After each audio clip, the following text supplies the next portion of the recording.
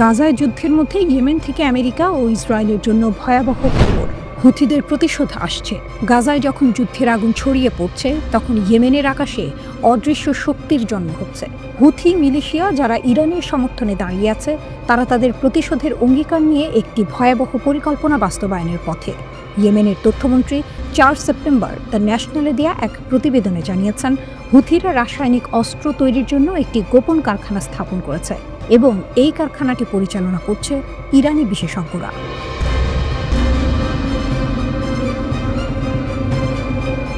এই খবর যেন একটি বিপদ সংকেত। তেহরান সরকার ইয়েমেনের নিয়ন্ত্রণাধীন এলাকায় বিষাক্ত উপাদান পাচার করেছে এবং সেই উপাদান এখন হুথিদের হাতে। তাদের অস্ত্রাগারে এখন শুধু ব্যালিস্টিক ক্ষেপণাস্ত্র ও ড্রোন নয়, রাসায়নিক অস্ত্রও যুক্ত হচ্ছে। ইয়েমেনি সশস্ত্র বাহিনী এই মারাত্মক অস্ত্রগুলো প্রস্তুত করেছে এবং ইসরায়েলকে লক্ষ্য করে তাদের হামলা শুরু করতে প্রস্তুত। দ্য ন্যাশনালের প্রতিবেদন অনুযায়ী মন্ত্রী এরিয়ানি একাধিক সূত্র থেকে পাওয়া তথ্যের ভিত্তিতে এই মূল্যায়ন করেছেন। হাউথি সন্ত্রাসী মিলিশিয়া ইরানি বিশেষজ্ঞদের সরাসরি তত্ত্বাবধানে এবং ব্যবস্থাপনায় রাসায়নিক অস্ত্র তৈরির জন্য একটি কারখানা প্রতিষ্ঠা করেছে।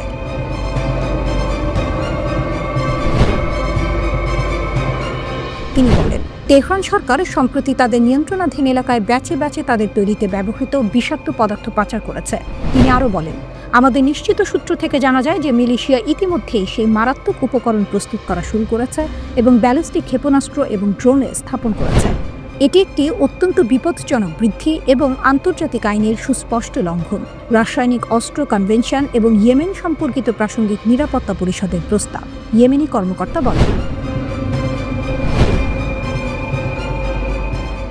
হুথিরা শুধু ইয়েমেনের স্বাধীনতার জন্য নয়, বরং এক নতুন যুদ্ধের প্রস্তুতি নিচ্ছে।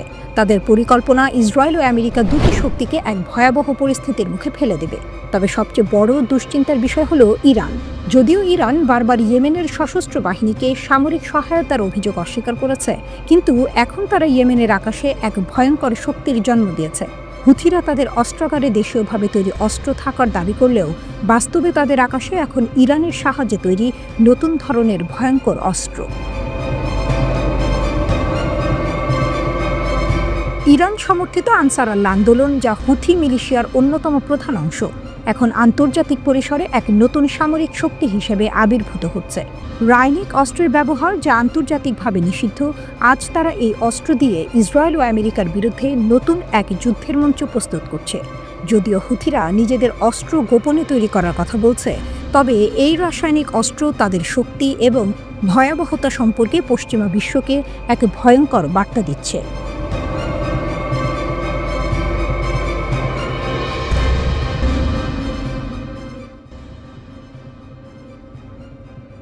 এবারের উত্তেজনা গাজা উপত্যকার শরণার্থীদের নিয়ে, যেখানে ইসরায়েলি প্রধানমন্ত্রী বেনিয়ামিন নেতানিয়াহু মিশরকে দোষারোপ করেছেন। তিনি অভিযোগ করেছেন, মিশর গাজার মানুষদের যুদ্ধ থেকে পালাতে বাধা দিচ্ছে। নেতানিয়াহুর এই অভিযোগের পর মিশরের পক্ষ থেকে তীব্র প্রতিক্রিয়া এসেছে। কায়রোর কর্মকর্তারা বলেন, নেতানিয়াহুর এই মন্তব্য গাজায় অস্থিতিশীলতা সৃষ্টি করছে এবং ইসরায়েল গাজার ধ্বংসের দায় এড়াচ্ছে।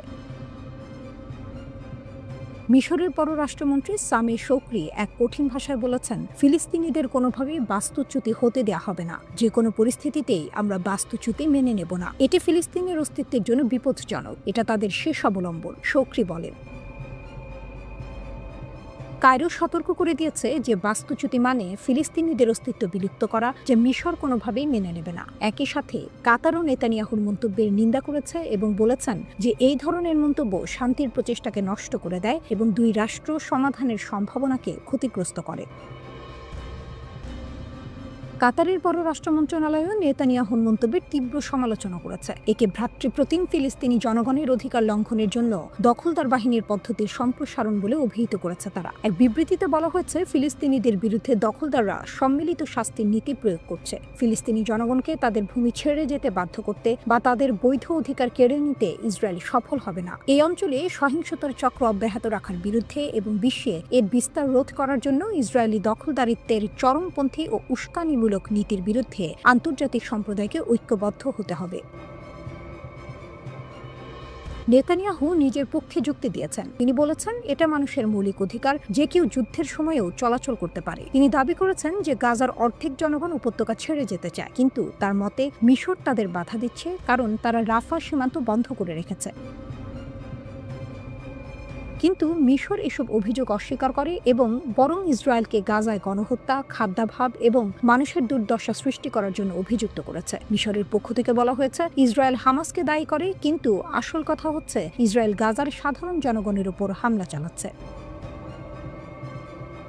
এদিকে সিনাই অঞ্চলে শরণার্থী প্রবাহের আশঙ্কায় মিশর গাজার সীমান্ত আরও কঠোর করেছে। তারা একটি শক্তিশালী প্রাচীর এবং অতিরিক্ত বাহিনী বসিয়েছে যাতে সীমান্তে কোনো শরণার্থী প্রবাহ না ঘটে। মিশর জানিয়েছে তারা গাজার পরিস্থিতি নিয়ে আন্তর্জাতিক চাপ তৈরি করতে থাকবে যতক্ষণ না ইসরায়েল তাদের অবস্থান পরিবর্তন করে। এই বিতর্কটি এখন বিশ্বজুড়ে খবরের শিরোনাম। একদিকে নেতানিয়াহু, যা শান্তির পথে বড় বাধা হয়ে দাঁড়াচ্ছে, অন্যদিকে মিশর ও কাতার, যারা ফিলিস্তিনের অধিকার রক্ষায় আপোষ করতে রাজি নয়। বিশ্ব এখন তাকিয়ে কবে এই সংঘর্ষের সমাধান আসবে আর শান্তি প্রতিষ্ঠা হবে। আন্তর্জাতিক চাপ বাড়ছে, পরিস্থিতি আরও উত্তপ্ত হচ্ছে এবং এই লড়াই শুধু গাজার নয় বরং পুরো মধ্যপ্রাচ্যের জন্য একটি বড় প্রশ্ন নিয়ে দাঁড়িয়েছে।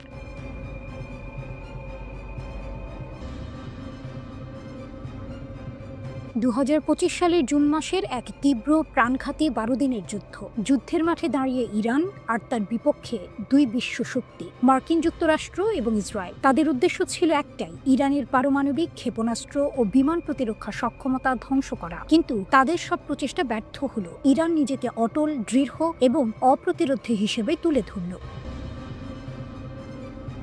ইরানের সেনাপ্রধান মেজর জেনারেল আমির হাতামি ঘোষণা করলেন, শত্রুরা ইরানের পারমাণবিক সক্ষমতা, ক্ষেপণাস্ত্র শক্তি ও বিমান প্রতিরক্ষা ব্যবস্থার বিরুদ্ধে আক্রমণ চালিয়েছিল, কিন্তু শেষ পর্যন্ত তারা লক্ষ্য অর্জনে ব্যর্থ হয়েছে। পারমাণবিক শক্তি একটি দেশীয় প্রযুক্তি, এটি ধ্বংস করা অসম্ভব, বললেন তিনি। 12 দিনের এই ভয়ঙ্কর যুদ্ধের সময় ইসরায়েল এবং মার্কিন যুক্তরাষ্ট্র একযোগে ইরানের শক্তিকে ধ্বংস করতে চেয়েছিল। তারা পারমাণবিক স্থাপনাগুলোতে আঘাত হানে, বেসামরিক নাগরিকদের হত্যা করে এবং সিনিয়র কমান্ডারদের লক্ষ্যবস্তু বানায়। তবে তাদের সমস্ত প্রচেষ্টা নস্যাৎ হয়ে যায়। ইরান তার পারমাণবিক ও ক্ষেপণাস্ত্র সক্ষমতা অক্ষত রেখে শত্রুদের ভয়াবহ আক্রমণকে প্রতিহত করেছে। যুদ্ধের শেষের দিকে ইরান আরও শক্তিশালী আক্রমণ চালায়, যা শত্রুদের ক্ষেপণাস্ত্র ঢালকে চ্যালেঞ্জ করে। ইরান ঘোষণা করেছে, শত্রু আমাদের আক্রমণ বন্ধ করার চেষ্টা করেছে, কিন্তু তাদের সব কৌশল ব্যর্থ হয়েছে। ইরানের পারমাণবিক প্রযুক্তি, তার ক্ষেপণাস্ত্র ও বিমান প্রতিরক্ষা ব্যবস্থা ছিল দেশের নিজস্ব বিজ্ঞান ও প্রযুক্তির ফল, এবং ইরান জানত তার এই শক্তি বিশ্বের কোনো শক্তি ধ্বংস করতে পারবে না। শত্রুদের সমস্ত প্রচেষ্টা ব্যর্থ হয়েছে, কারণ ইরানের পারমাণবিক সক্ষমতা এক দেশীয় প্রযুক্তি যা কোনো শত্রু সহজে ধ্বংস করতে পারে না, বলেছেন সেনাপ্রধান। ইরানের দুর্দান্ত কৌশল। 12 দিনের যুদ্ধের মধ্যে এক উল্লেখযোগ্য ঘটনা ছিল, ইরান তার প্রতিরক্ষা শক্তি প্রদর্শন করার পাশাপাশি প্রতিশোধ হিসেবে দ্রুত প্রতিক্রিয়া জানায়। কাতারের আল উদেইদ বিমান ঘাঁটিতে ক্ষেপণাস্ত্র হামলা চালিয়ে ইরান তার শক্তির চিত্র স্পষ্ট করে। এটি পশ্চিম এশিয়ার সবচেয়ে বড় মার্কিন সামরিক বিমান ঘাঁটি, যেখানে হামলার মাধ্যমে ইরান জানিয়েছে তাদের প্রতিরক্ষা এক কঠিন দেয়াল। এই প্রতিশোধ হামলার পর ইসরায়েল যুদ্ধবিরতি মেনে নিতে বাধ্য হয়, আর ইরান নিশ্চিত করে যে তারা তার স্বদেশকে রক্ষার জন্য সর্বদা প্রস্তুত থাকবে। এই যুদ্ধের পর ইরান শুধু সামরিক দিক থেকেই নয়, আঞ্চলিক এবং কূটনৈতিক দিক থেকেও শক্তিশালী হয়েছে। ইরান ও ইরাকের মধ্যে দ্বিপাক্ষিক সম্পর্ক আরও শক্তিশালী করা হয়। ইরানের শীর্ষ নিরাপত্তা কর্মকর্তা আলী লারিজানি বলেছেন, বর্তমান পরিস্থিতির মধ্যে ইরান ও ইরাকের সম্পর্ক আরও বাস্তব এবং কৌশলগত হওয়া উচিত। এছাড়া ইরানি নিরাপত্তা প্রধান আরও যোগ করেন, ইরান আর ইরাক একে অপরের শক্তি। আমরা একসাথে থাকলে এই অঞ্চলের স্থিতিশীলতা এবং নিরাপত্তা আরও শক্তিশালী হবে। এই বার্তাটি শুধু ইরান এবং ইরাকের জন্য নয়, পুরো মধ্যপ্রাচ্যের জন্য একটি বড় বার্তা। ইরান পুরো অঞ্চলের শক্তির এক মডেল হিসেবে দাঁড়িয়ে আছে।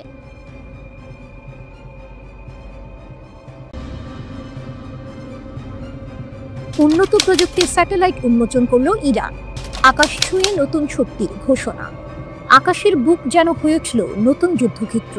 সেখানে যার উপস্থিতি, যার চোখ, যার প্রযুক্তি, সেই ভবিষ্যতের নিয়ন্ত্রক।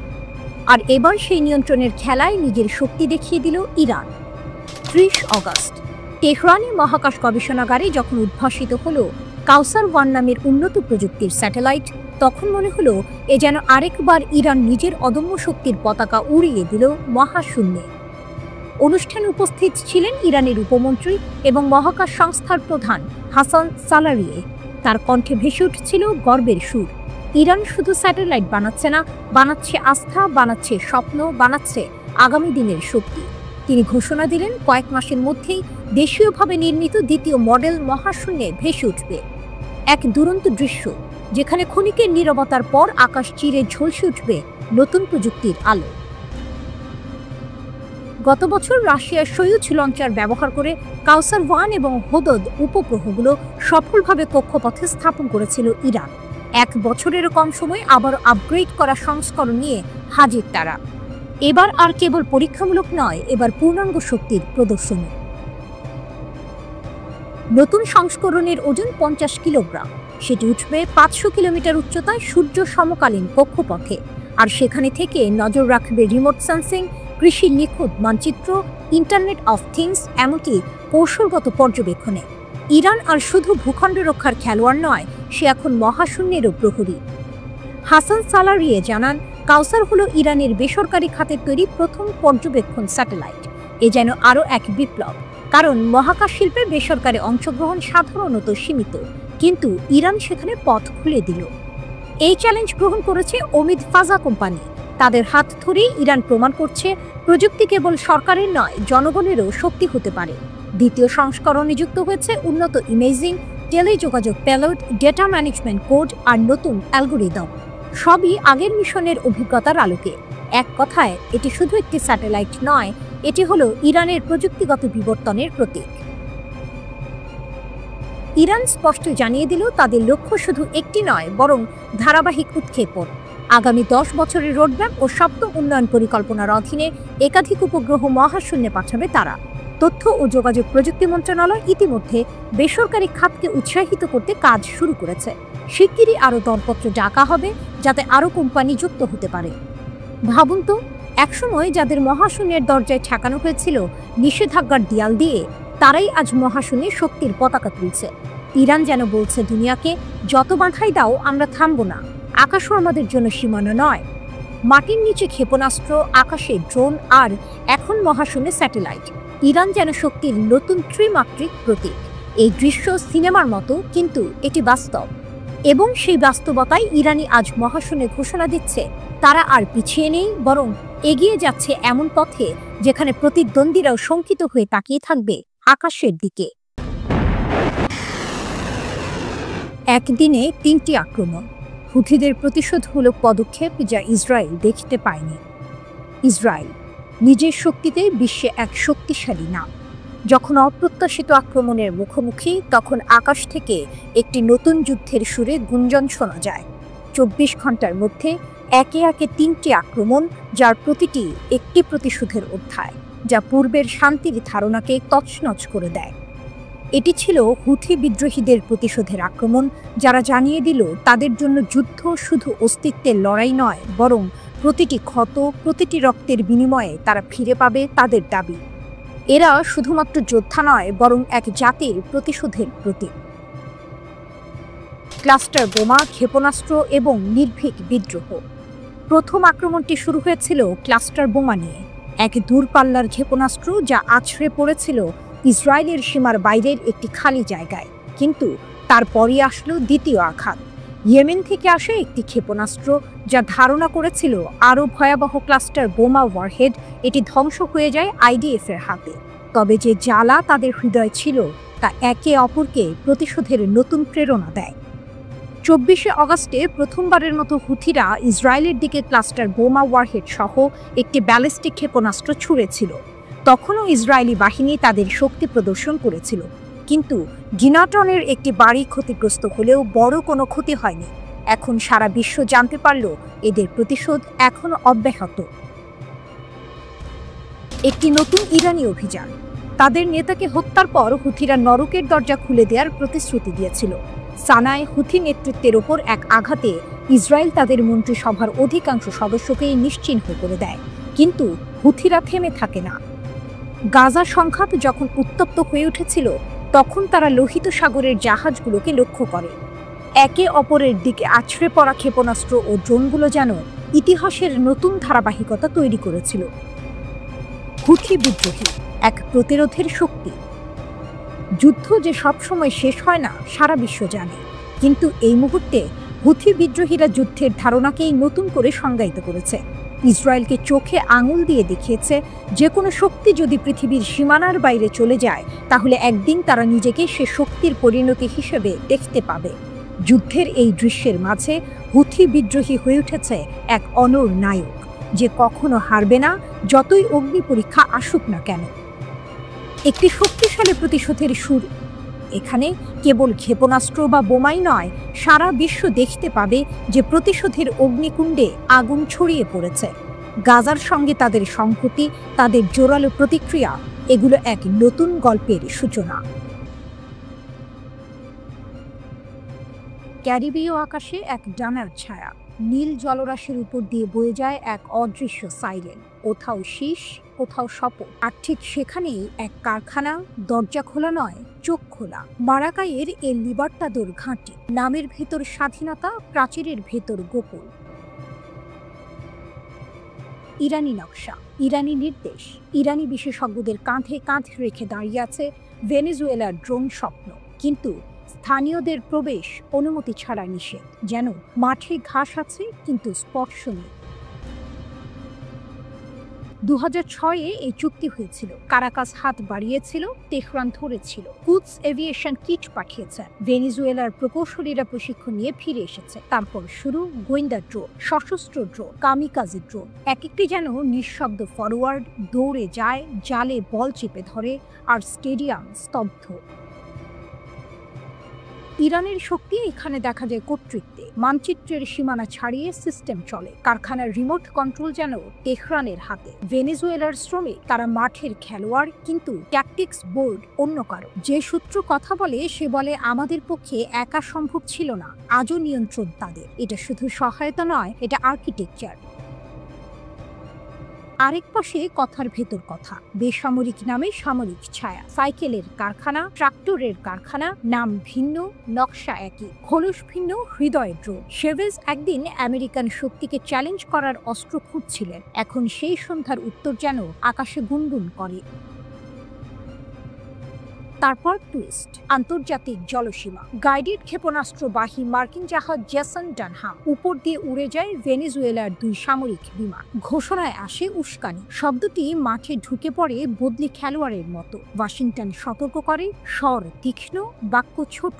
এ সময়ে ক্যারিবীয় সাগর হয়ে উঠে এক বিশাল স্টেডিয়াম। ঢেউগুলো দর্শক, বাতাস ধারাভাষ্যকার। ইরান, ভেনেজুয়েলা, যুক্তরাষ্ট্র, 3 দল, এক টুর্নামেন্ট। ট্রফি অদৃশ্য, প্রভাব দৃশ্যমান। ইরানিরা প্ল্যানে আঁকে, ভেনেজুয়েলা মাঠ দেয়। আমেরিকা নজরদারি করে দূর দূরান্ত থেকে।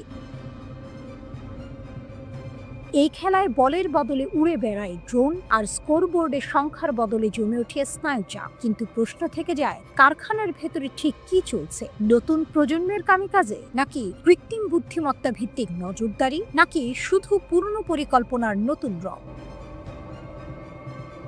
ইরানের শক্তি এখানে শুধু প্রযুক্তি নয়, ধৈর্য, নকশা, নেটওয়ার্ক। কুদসের বাক্স থেকে শুধু যন্ত্রাংশ বেরোয় না, বেরোয় কৌশলও। মার্কিন জাহাজ পাহারা দেয়, ভেনেজুয়েলার বিমানের ডানা কাঁপে, আর দূরে রাডারের পাতায় এক বিন্দু আলো নড়ে।